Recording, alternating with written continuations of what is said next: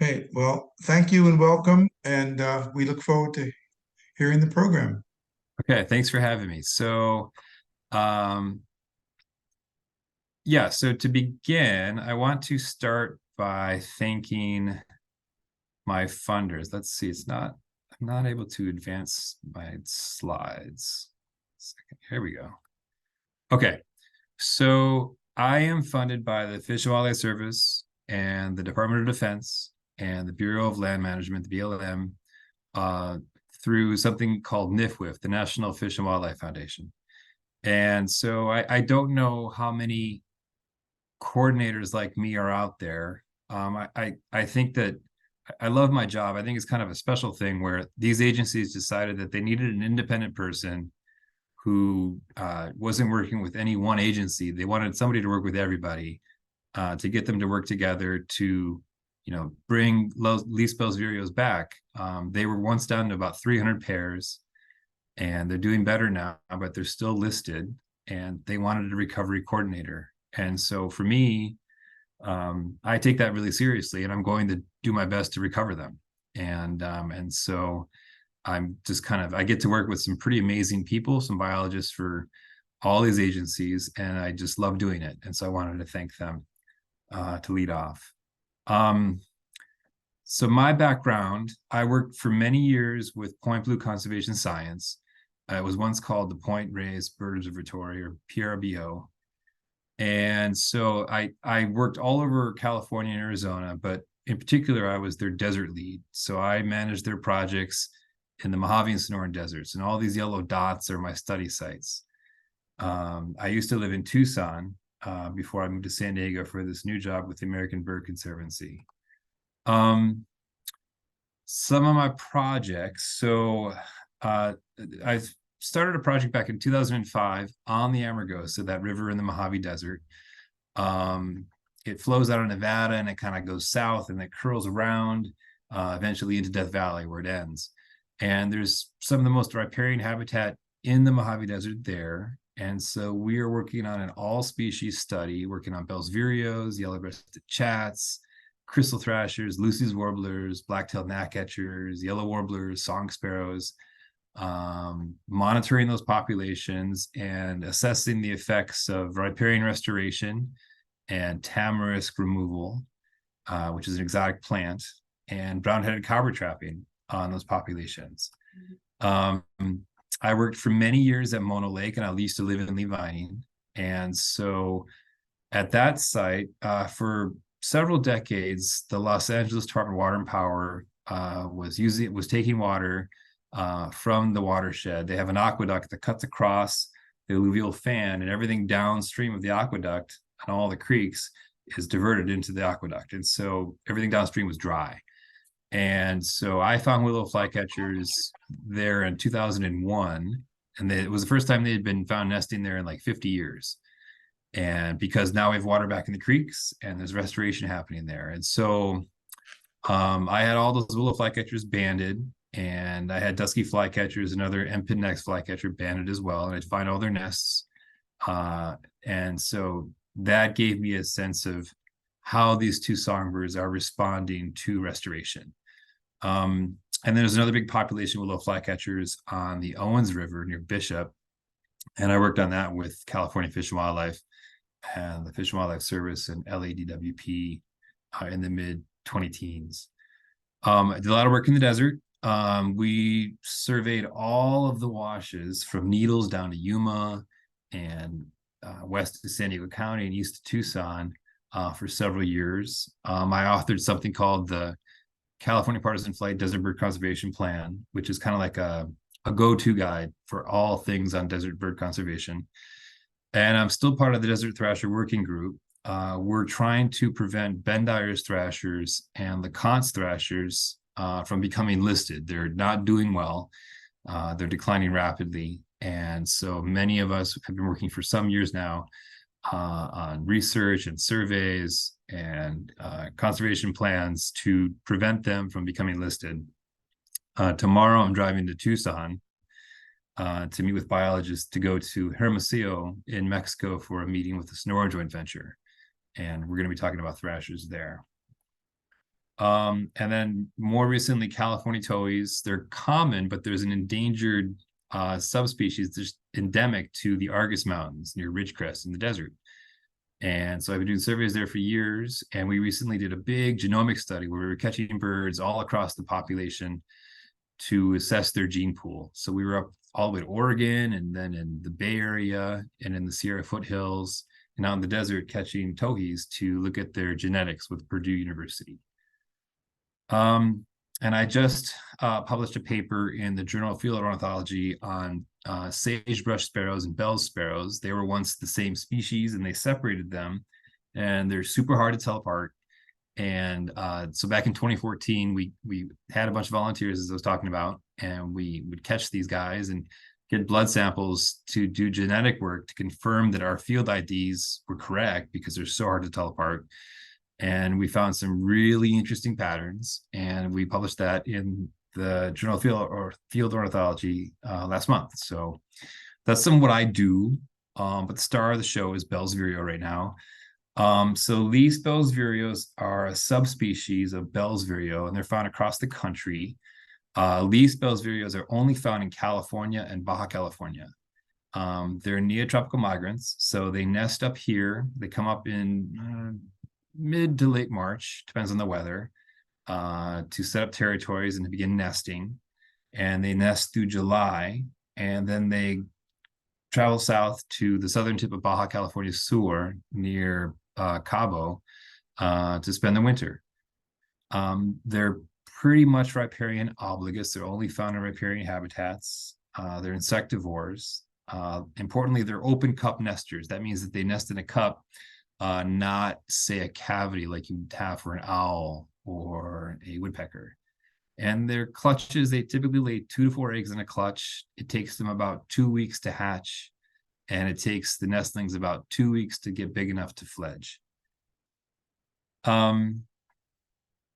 They used to be common in the Central Valley and through the Central Coast and Southern California. Some people I've seen accounts that say that they were perhaps the most common riparian species in the early 1900s. This is kind of a who's list of the old school California ornithologists, and all these reports found least Bell's vireos to be very common in the Central Valley in the 1900s and early 20th century. And this is one of my heroes. This is a photograph of Joseph Grinnell, who has some pretty cool field clothes that I think I need to look into because I like that outfit. The map on the left here is straight from Grinnell. It's 1944. This shows the shaded area. If my cursor is visible, this is the least Bell's vireo range back when he was working on them in the early 1900s. On the right here, the Fish and Wildlife Service has taken this. This is in their least Bell's vireo recovery framework. It was published in 2020. So Grinnell's range map is here. It's the pink. It's the historical range. And they've declined dramatically. And so they are only found today in this area with the black hash marks in Southern California, northern Baja, and then again they winter down here in Baja California Sur. They were down to about 300 pairs, as I mentioned, in the mid 80s. In the early 70s, David Gaines, who played an important role in conservation of Mona Lake, he was working in the Central Valley, and during intensive surveys, he couldn't find any of these Bell's vireos. He looked at Red Bluff and at Stockton, and he didn't have any. By the 80s, it was confirmed that they were extirpated from the Sacramento and San Joaquin valleys. So once the most common, maybe riparian bird, now we can't find any. They were listed as endangered first by the state in 1980 when we realized the extent of their decline, and by the U.S. Fish and Wildlife Service in 1986. And again, by 1986, when they were listed, it was estimated that only around 300 pairs still existed, mostly in Southern California. Their decline is kind of a 1-2 punch of habitat loss and brown-headed cowbird parasitism. And so this map, for me, sums up a lot of why they declined. This is the Santa Maria River. It's between San Luis Obispo and Santa Barbara. And so the river flows from the right, from the east to the left, to the west, towards the ocean. And you can see it's hemmed in by these levees on the north and south. Most of this, between the levees, there's some vegetation here, but it's mostly scrub. It's not riparian habitat. The only riparian habitat, some willows that remain, are in this narrow strip along the southern levee here. It's maybe 30 to 50 yards wide. And we're trying to get vireos to get back northward into their historic, where they used to be historically. And so we've got them as far as the Santa Clara, Nerium, and Ventura. We're trying to get them to retake the Santa Ynez to the north, and then the Santa Maria here, and then up to the Salinas. So this is one of those stepping stones on the way up, but there's not much habitat left. So this is one of our challenges. The habitat loss, it kind of comes from water management issues. So we've lost our disturbance regime. And by that, I mean that naturally, these big rivers, they flood, sometimes dramatically so during really wet years. And those floods, the water would spread across the landscape. In this previous slide here, this is surrounded by farms, but this was all once riparian bottomland forest with lots of riparian habitat. As the river would change course and wind back and forth, now it's hemmed in. We've lost that big expanse of riparian habitat. We've lost some of the disturbance where these big floods can come out and scour habitat, kind of take out some of the old decadent stuff so that new, fresh riparian habitat can grow in to replace it. We've lost water to water diversions, like I was talking about in the Eastern Sierra Nevada, from the LA aqueduct. Downstream of the diversion, you don't have much water left, sometimes none at all. Because of channelization, again, back here on this slide, so this is, you've got these levees, and it becomes channelized because now the water is hemmed in and is flowing faster. And so you have a lot of erosion. When we were there this year, looking at this habitat where there's vireos now, you can see that all of this there's big undercut banks as this sloughs off. In the meantime, now you've got the farmers are actually farming inside the river, inside the floodplain. We're not sure if this is legal, and people are checking this out, but the end result is that, they are putting berms up along the edge to protect their farmland here, which again further narrows the river. So you've got, more channelization, more erosion happening, and that's been widespread across the Vireo range. Water impoundments keeps the water from flowing downstream, creating droughty conditions downstream. And then the flow, the dams do release water on occasion, but it's kind of mistimed, so that willows and cottonwoods, the riparian habitat, evolved to put out their seeds, in the spring, following, big flows due to snowmelt. But now the farmers need that water throughout the year into the summer for their crops. And so you have water coming down, and it's mistimed, so that any water helps keep the riparian vegetation alive, but it comes too late to transport and disperse their seeds. Agricultural development, you can see that in that slide on the Santa Maria there, and also urban development. At a lot of the vireo sites in Southern California, you've got rivers like this that are surrounded by levees, and then it's just houses and buildings. Instead of farm fields, it's all buildings. You don't have wide riparian anymore. And then there's livestock grazing. And so one of the things about vireos is that they love to nest between maybe knee height, and I'm 6'4", and it's very rare for me to find a vireo nest that's over my head. It's kind of one of the weirdest things I found out about birds since I've been working on them, in that they love to nest fairly low. You think they nest up high, but they often like to nest relatively low. And the livestock grazing has a negative impact on that understory vegetation, because cows can reach it and graze on it. So that's an effect on habitat. And then we've lost a lot of native vegetation to replacement by exotic species like arundo and tamarisk. And so an example of arundo, it's also called giant reed. And you can see here, I think this is taken on the San Joaquin, but I'm not sure. I can't remember where this photograph is from. But all of this vegetation, there's a little bit of tamarisk here, the brown stuff, and then the rest of this is almost all arundo. And it forms a dense monoculture, and birds don't really use this at all. Nothing really uses it, and other native plants can't grow in it. And I keep hearing that arundo also is water intensive, uses up it sucks up a lot of water as it grows, and it takes water away from other native vegetation. So that's a problem across California. And then this is tamarisk. This is on the Colorado River. And I selected this photograph because one thing about tamarisk is that it's pretty fire adapted. So if it burns, and that's become more and more common in the desert Southwest, the tamarisk grows back much faster than the native vegetation. It outcompetes it. And so if you get a fire, any willow and cottonwood that you had, fire is going to burn that out, and it's going to be replaced by all tamarisk. And so as you can see here. And the other thing about this is that tamarisk can get to maybe 15 to 20 feet high when it gets big.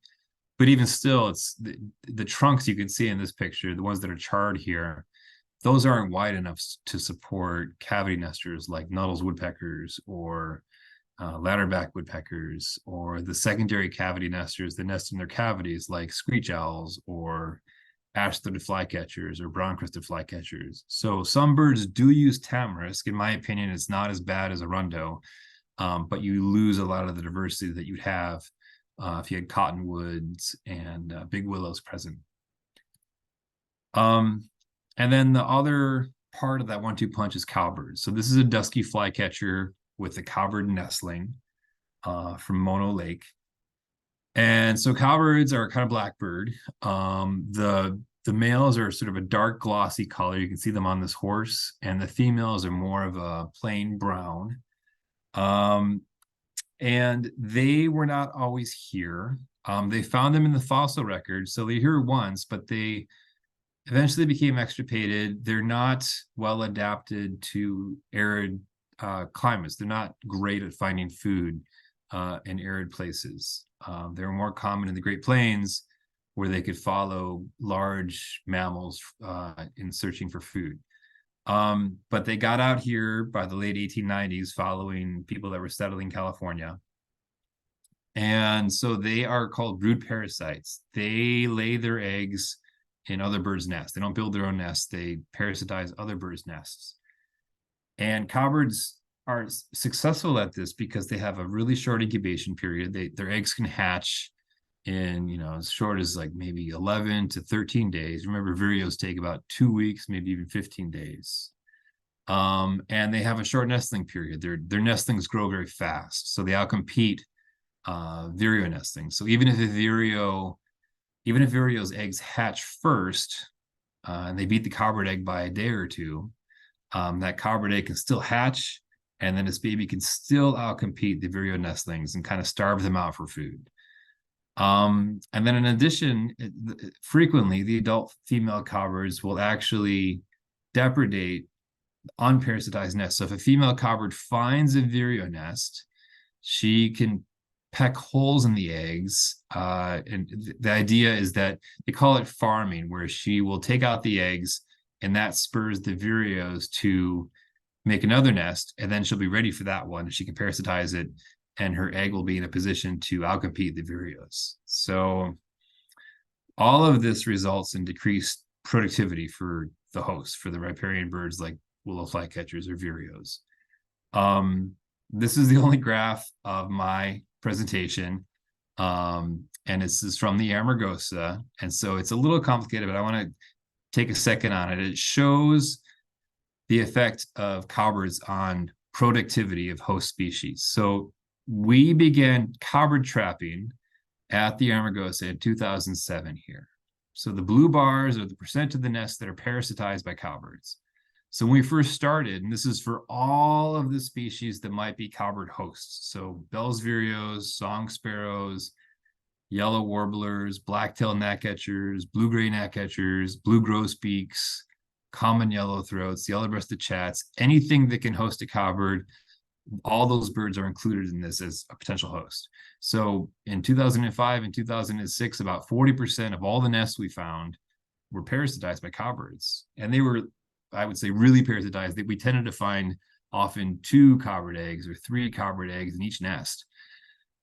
And so as a result, the productivity, this red line, was really low. For every host nest, on average, less than 1 fledgling would result from a host nest. So we had less than 1 fledgling per nest.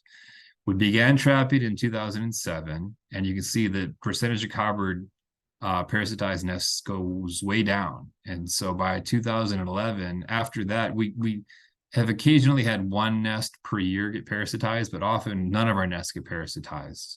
And as a result, productivity has risen dramatically, so that now we're about 2.5, 2.8 fledges per nest. And it's kind of hard to beat that. These birds only lay 3 or 4 eggs in a nest to begin with, so you can't really get higher than that. So, but the point here is that in this system, we don't have really a lot of other predators. We don't have jays in the desert that are eating nests. Cactus wrens in the desert can be really important nest predators, but we don't have cactus wrens at this site. So if it wasn't for cowbirds, these birds would be raising close to 3 fledges per nest. So cowbird trapping removing cowbirds from the system has basically tripled the productivity of all of the hosts combined. So that's a dramatic effect, and it resulted in vireos getting close to being extirpated from California. I've kind of talked a lot about this already, but one thing I want to get to is another situation that it's hard to put into a graph or into words, but that cowbirds rely on people to subsidize them with food. Like I was saying, they're not well adapted to finding their own food out here in the arid West. They find food at places like feedlots, by following cattle and poking through cow patties. You can find them in eating grain in places where they grow things like rice and different grasses and hay. You can find them at bird feeders. If people feed millet seeds, cowbirds love millet, and so you'll see them at Mono Lake. It's all desert. It's all Great Basin desert. There's not a lot of farming there, but we have a lot of cowbirds at people's bird feeders. And you can even find them in sod or at stables. And so before people were subsidizing them, cowbirds had to follow around large, bison on the Great Plains looking for food. Now we subsidize. Now cowbirds know exactly where their food is every day. They don't have to waste time finding the food. They know where it is. So they can spend a lot more time on riparian habitats trying to find nests to parasitize. You could say that the riparian birds are much more exposed to cowbirds than they were historically. So we've kind of produced what I call robo cowbirds, where cowbirds have everything they need, and songbirds can't compete with that, or they're having a hard time competing with that. So for vireos, they were down to 300. They were listed in 86. People began conservation programs with cowbird trapping and with riparian restoration in Southern California. And by 98, we were up to about 1,350 pairs. The Fish and Wildlife Service, created a draft recovery plan, sort of like a step-by-step guide on recovering vireos so that we could get them eventually delisted. And it's been working. We're up to now several thousand territories. For example, there are between 150 to 500 pairs on the Santa Clara River. I have a letter I found when I was going through old reports that I've been gathering from a famous ornithologist, Kimball Garrett, where back in the 80s, he happened to find a Bell's vireo on the Santa Clara. He was out birding, And he wrote a letter, because they didn't have email back then, to the Fish and Wildlife Service to say, hey, I found a vireo out there, it might be a big deal. And that might have been the first one. And now we're up to as many as 500 pairs there. They do a lot of carver trapping and habitat restoration in the Santa Ana watershed. And there are between 1,500 and 2,000 territories there. So they are coming back. In 2020, it had been about 20 years since the Fish and Wildlife Service had written the recovery plan. And people were, what are you gonna write another one? Like, you need to update this. This is really old now. So they produced what's called the Recovery Framework Guidance. And that has lists 12 actions that will help promote recovery of the least Bell's vireo. And I'm one of the actions. Action 4 is to hire a coordinator to coordinate actions, the other actions in the framework, to help recover vireos. So some of the things I do, I have to draft a regional cobber management strategy, and I have to draft a region-wide monitoring strategy, and I have to come up with a regional data storage, a data sharing plan. So I'm doing all these things that are listed on the framework to bring this species back. I work with a lot of organizations. This is just some of them. So USGS, the Corps of Engineers, the Fish and Wildlife Service, California Fish and Wildlife, a lot. River Partners doing riparian restoration, the NRCS. And so I just, as I said before, there's a lot of amazing people that are behind these logos, and it's really fun to work with them. So how are we doing? So this is an eBird map. This is from this year. The orange ones are just within the last month. These are all least Bell's vireo sightings from 2023. This is Southern California. Here is Los Angeles. San Diego's down here. So again, back in 1986, if you can see the cursor, the population was relegated to pretty much just this area in San Diego County, around some of the drainages between San Diego and Camp Pendleton, and then several small drainages on Camp Pendleton. Since then, we've pushed the birds north. They filled out the Santa Ana Basin. They're now in the Santa Clara. We've got them as far as the Ventura River. Now we want to get them back northwest into the Central Coast and north into the Central Valley. For downlisting, right now they're endangered. If they're going to become threatened, which is sort of a lower, I guess, it threatens not as bad as endangered, we need to have stable or increasing populations, each with several hundred pairs, across 11 basins in Southern California. So again, going back to this map, we're getting there. It's not sure if we're there yet, but we're definitely on the way there. If we want to get them delisted, then we need those populations of several hundred birds on all those 11 watersheds mentioned above. But then we also need to reinstate the populations in the Central Coast on the Salinas River and in the San Joaquin and Sacramento valleys. So where are we there? There we're not doing as well. Here's the Central Valley. This is, again, eBird. This is all from 2023. All of these pegs here in the desert in Las Vegas and the Mojave, this is the Arizona subspecies. So disregarding those for a second, just focusing on the Central Valley, not too many birds in 2023. This peg here near Stockton, this is at Bradford Island. There was a sighting near Bakersfield that wasn't a nesting bird. There was one male seen one day near San Luis Obispo.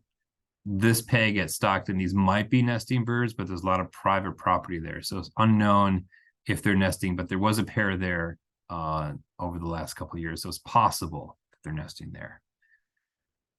This shows you all of the least Bell's vireo records in eBird. Most of these pegs on the coast here are just lost birds during migration in the fall. So these are not breeders. Each of these pegs in the Central Valley represents places where often there have been either singing males or even a few nesting pairs.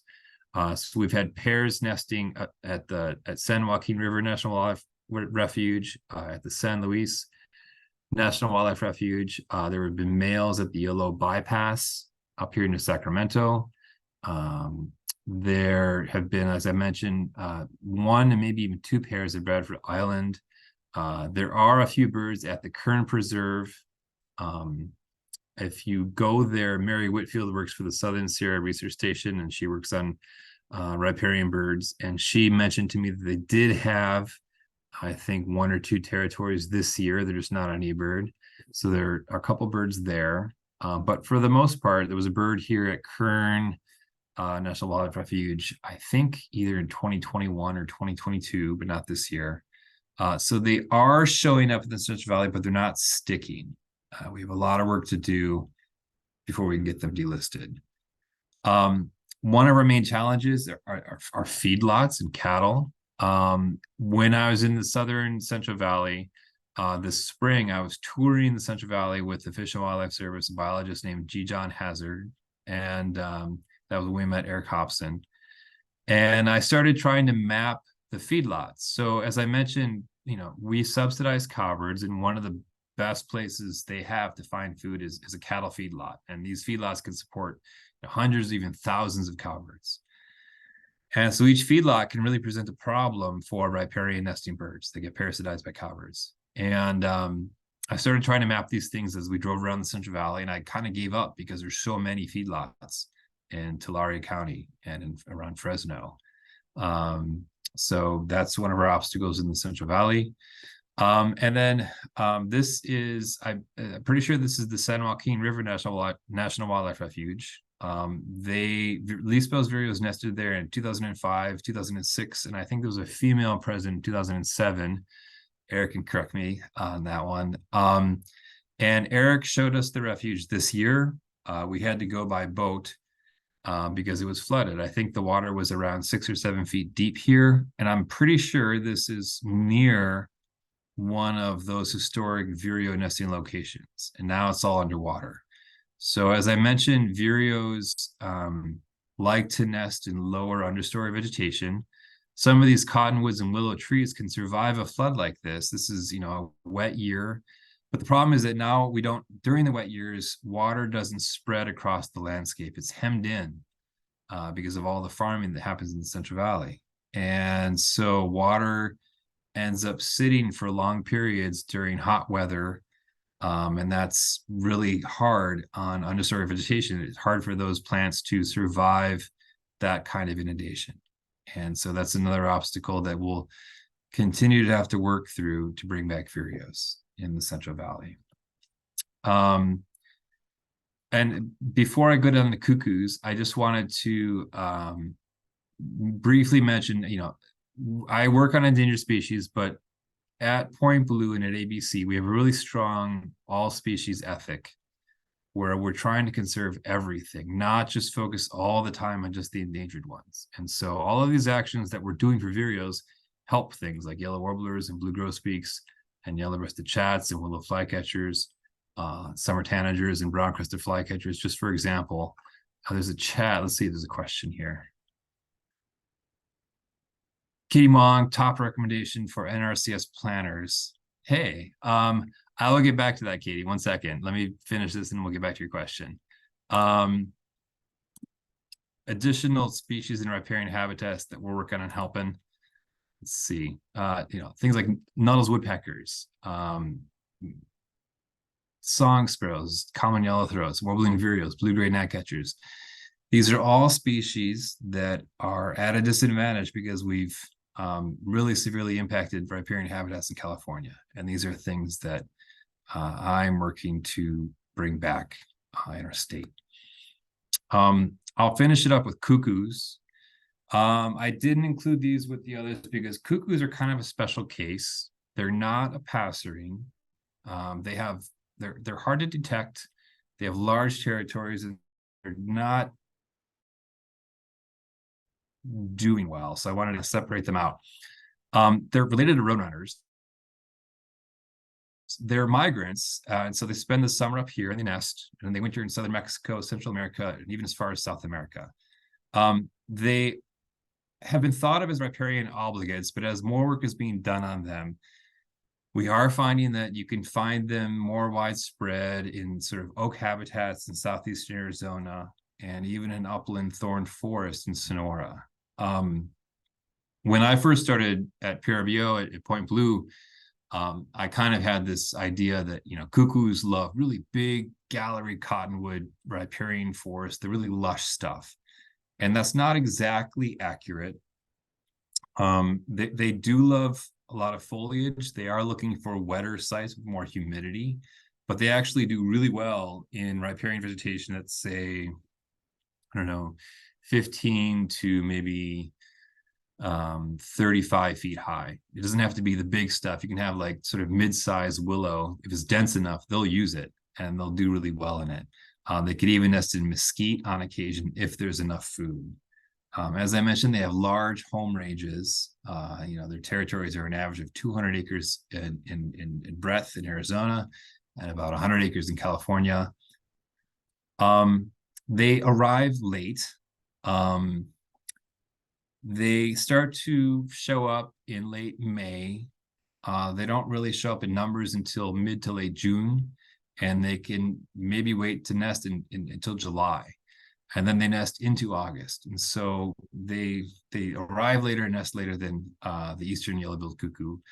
I was talking about this before I began the talk, but I've heard from several that they're really tied to big invertebrate prey. Caterpillars, tree frogs. Well, tree frogs are vertebrates, but aside from those guys, katydids, grasshoppers, and cicadas. I'd mentioned that I've heard that one of the theorized reasons that they're not doing so well anymore in the Central Valley is that we've lost our big populations of grasshoppers. In Arizona, we have a lot of cicadas, and they're really tied to those in those habitats. They are quick nesters. They build kind of a flimsy nest, and their eggs can hatch in 11 to 12 days. Remember, vireos take 15 days. So for the size of the bird, cuckoos are pretty big. Their eggs hatch pretty quickly, and then their young can fledge in just a week. They're not all that mobile, but even still, vireos take as many as 15 days.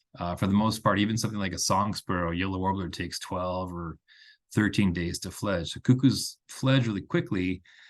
And as a result, if they're successful on their first brood, and if the male is able to take care of the fledglings, the female can find another male and start another nest. And so they could even have 3 broods in one season if they have enough food. So they can produce a fair number of young in a season if conditions are good. They're kind of similar to vireos, similar history in that they were once thought to be common and not anymore. Hughes estimated there were 15,000 pairs in the late 1800s. Gaines thought that there were even more than that before then in California. His idea was that they're not that easy to detect. Vireos sing all the time. They're really loud. They're obvious when they're out there. It's kind of easier to get a sense of how many vireos they are. But cuckoos call less often, and they have these big territories. It's hard to tell which one's which. And in addition, by the late 1800s, California had already developed a lot of its lowland riparian habitats where you'd find cuckoos for farming. And so Gaines felt that we had many, many more than 15,000 cuckoo pairs at one point. By the 80s, we were down to only 30% of the historical range being occupied. And then, as far as I can tell, the last breeding record from the southern Central Valley was in 1974 in Tulare County. And it's estimated that the current population of the state is less than 1% of the historic population. Cuckoos were listed by the state as threatened in 71 and endangered in 88. And then after some back and forth, there's a question of whether or not the yellow-billed cuckoo, the western population, is a distinct subspecies from the eastern population. And in the end, the Fish and Wildlife Service decided that regardless, the western population was a distinct population segment that nests much earlier in the season than eastern yellow-billed cuckoos. They don't really associate with them all that much in the breeding grounds. And so they listed that segment as threatened in 2014. So now they're both federally and state endangered and threatened. The only populations that are left in the state include the South Fork of the Kern River, where there are several pairs, on the lower Colorado River, especially in some restoration tracks near Blythe, near the Bill Williams Delta, and then down near Yuma, and then on the Sacramento River between Colusa and Red Bluff. And that Sacramento population, I'd mentioned this earlier before we started, it's kind of a question mark. This graph here shows you results from cuckoo surveys over the past 40 years. And you can see the rapid declines from what they had in 1971. By 2010, it's pretty close to zero. And now they're not really detecting them. After speaking with biologists from the Fish and Wildlife Service, there are detections on the Sacramento River north of Sacramento. The biologist's sense was that they're probably still nesting there, but if they are, there aren't very many, and they're not dependably detected, so they're not sure if we still have them nested in that part of California. It's sort of wait and see to be determined. Now that we're developing technology for devices called ARUs, or audio recording units, you take these things and you attach them to, say, a tree, and they record all of the sounds that are broadcast nearby over the course of, say, a breeding season, and you download the data from it. You use a computer to analyze all the data to pick out those cuckoo vocalizations, and it can tell you whether or not a cuckoo is calling near the ARU unit during the season. So perhaps if we deploy more of those ARUs, we will find the cuckoos are still on the Sacramento, but I'm not certain if they're still there. And that's my talk. So again, if you have any questions, I know that there was one in the chat.